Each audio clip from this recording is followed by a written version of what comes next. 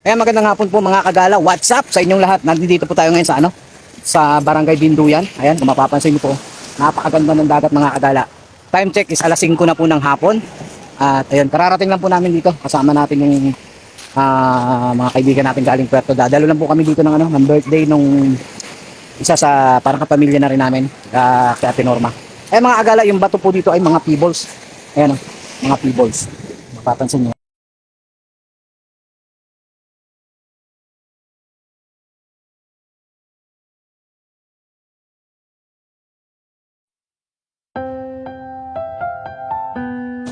Tapos, maganda po ang panahon ngayon. Hindi maalon. Hindi ka naman yung mga bato. Sarap maligo talaga dito mga agala. Kasi, yung area po na yan, yung sa unahan, white sand.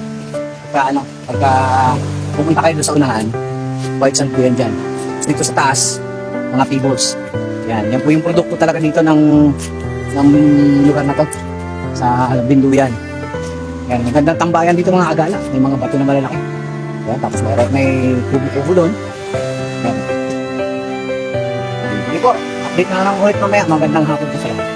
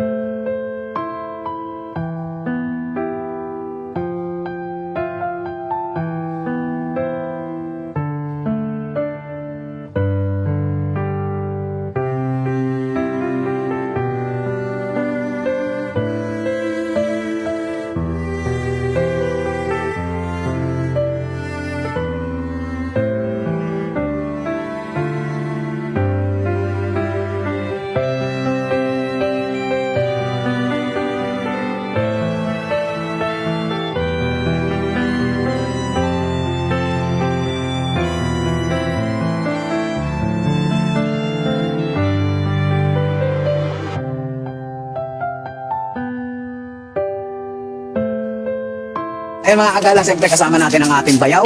Oh, tingin dito bayaw. Yan. Ang ating lolo tiyo. Yan ang aming tiyuhe, nakapatid ng nanay ko. So, dito kami ngayon gumala sa Barangay Binduyan.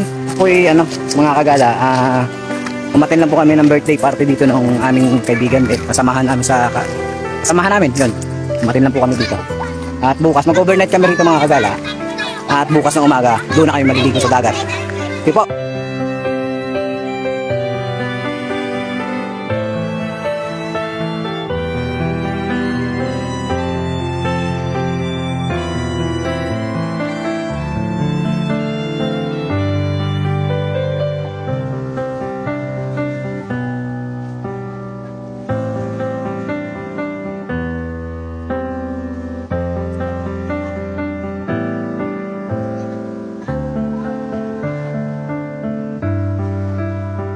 Ayan, coffee break muna tayo mga kagala.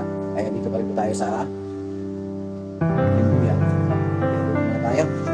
Maya-maya, aalis na rin po kami sa Binduyan. Para na kami naman siya talaga. Tinignan nyo, oh. Okay po.